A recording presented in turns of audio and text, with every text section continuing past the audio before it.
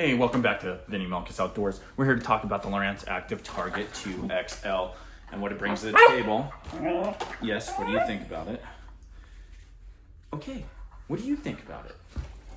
Don't just get in my face about it. All right, AT2XL is, to me, it's not a game changer, but it does make me look at Lowrance active target systems a little bit differently because it does give you that enhanced view.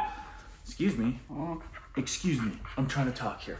It gives you the enhanced angle underneath the boat, which is always good. I don't know if it's worth the price for that, but in my view, what it is worth the price is on perspective mode. Perspective mode, it's giving you almost, it feels more like the Humminbird 360, but real time. I've used perspective mode for Garmin and active target.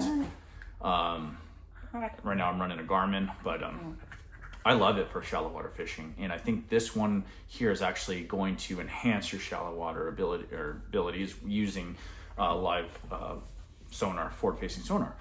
So to me, I haven't used it, but it looks compelling, and it might be what we're running. Now, you haven't seen me too much in 2025. Single parenthood, it happens. I got a daughter that's in competitive cheer where during tournament season, I haven't been able to fish that many tournaments because we're at her stuff.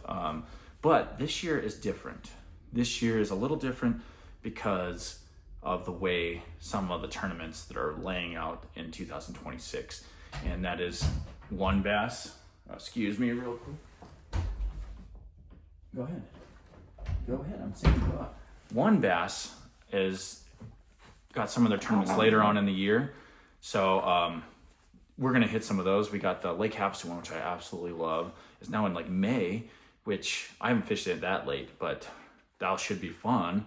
And it allows me to actually go to it. And then they have, I think they're Clear Lakes in April still, but definitely the one in May. And then the US Open, of course, October. And that one is, okay, I can definitely do that one. But what else is, BAM. So if you're not familiar with Bassmaster Magazine or Bass Angler Magazine, they have a trail out west, which is starting to grow a little bit of steam. I actually think it's quite compelling. They go to some cool lakes. They have a cool formats. And now they have a Northwest format or circuit, which is closer to where I'm at. And it's later on in the year. So I'm going to be able to hit those if I can. So we got roughly 5 larger tournaments that are on the go docket, and then a few smaller ones.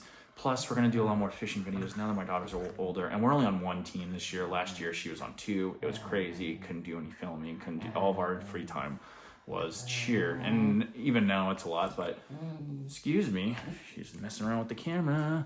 But even now, we got a little bit more time, and we can do some stuff. So keep an eye out. Check out the BAM tournament circuit and one bass, which is I love fishing one bass. It when you get kind of burnt out from tournaments, you go fish a one bass circuit tournament, and it revitalizes you because the shared weight format, it just makes it like a real fun team tournament, and I don't know, it just brings back a little bit of the joy if you get burnt out a little bit, which it's hard to if you're in real love with this. Stop messing with the camera, please.